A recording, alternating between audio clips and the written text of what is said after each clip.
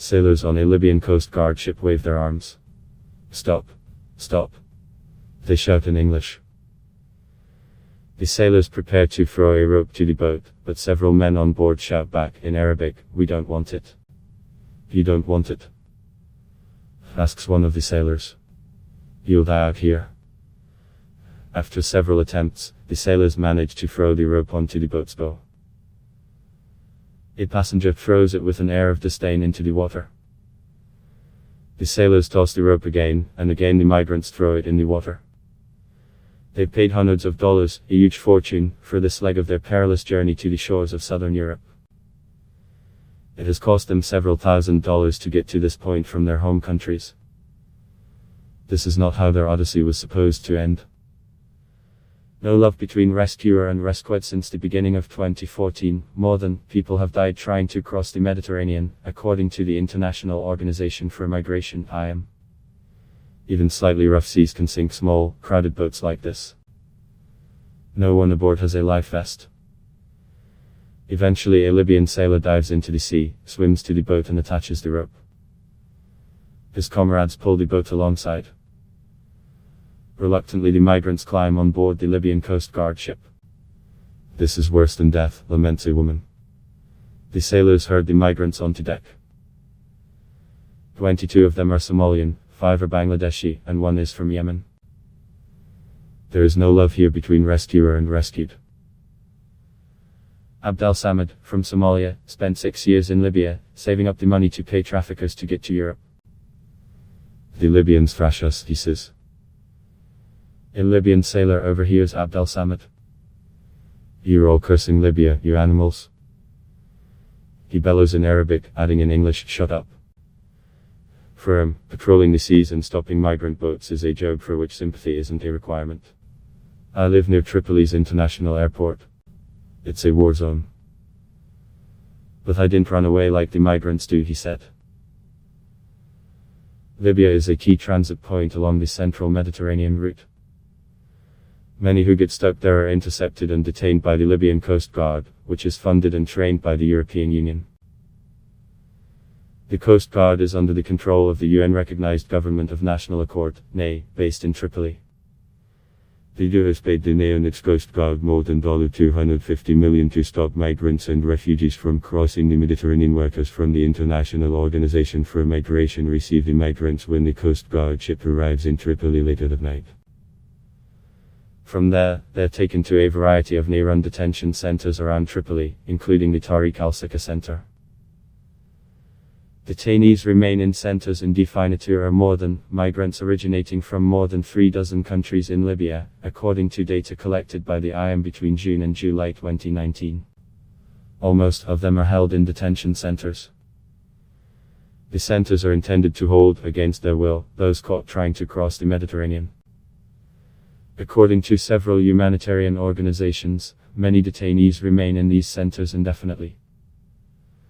Women and children are not recognized as requiring special attention and remain vulnerable to abuse and ill treatment, according to the Global Detention Project, a non-profit human rights organization based in Geneva. Human rights organizations, such as Human Rights Watch, have criticized conditions at the detention centers and blame EU policies for contributing to the abuse of migrants in Libya.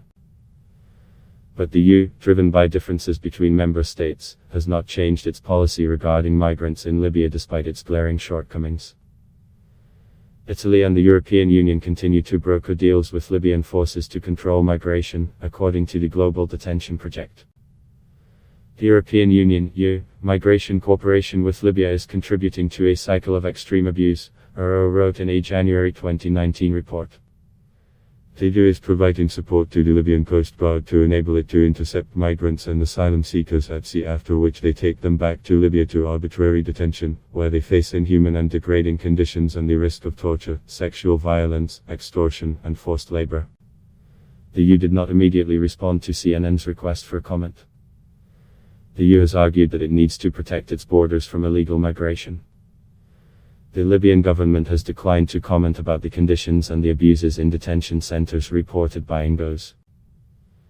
Union urges release of migrants if the 8 women interviewed in the section of the Tariq al-Sika center designated for women and children, 7 alleged they were raped, some repeatedly, on their journey to Libya. All declined to give their last names. None of the women said they had been raped while inside the detention center. The union has repeatedly urged Libyan authorities to release detained migrants, and said they had serious concerns about their safety and conditions amid the ongoing conflict in the country. Migrants should be released from detention centers as a matter of urgency, and should have access to the same humanitarian protection as all civilians, including access to collective shelters or other safe places, Union High Commissioner for Human Rights Michelle Bachelet said in a statement this April. "No one helped us," said 18-year-old Dainate from Eritrea, her voice quavering as she recalled her treatment at the hands of her traffickers. "They beat us with belts. They raped us. Then they fed us. Then they raped us." Dainate is pregnant, and terrified at the prospect of giving birth in a detention center with little in the way of medical care. She broke down in tears and covered her face. Abdelnazer Al-Assam, an official with the NA's Interior Ministry, is the director of the Tariq al-Sika detention center. He slams the claims that detained migrants aren't receiving medical treatment as lies. "Everyone gets treated as needed. Their claims are lies," said Al-Assam. Lucky, from Somalia, cradled her baby, wrapped in a pink blanket. She was sitting on a bare mattress in a hot, crowded room. She traveled from Somalia to Yemen, another country ravaged by war, then through Sudan before finally arriving in Libya. Along the way, traffickers demanded more money, but she didn't have any. "I was tortured, forced to work, and raped. Then I became pregnant and gave birth to this baby," she said. She alleged she was last raped in June 2018 in Kufra, a town in southeast Libya, and then again in Bani Walid, south of Tripoli. "I saw the hell with my eyes," she said. Her message to relatives back home: despite your hunger and your problems, don't come to Libya. Rocking her baby, she said she bore no ill will towards the life she clutched in her arms. "Praise God who blessed me with this baby. I can't throw it away.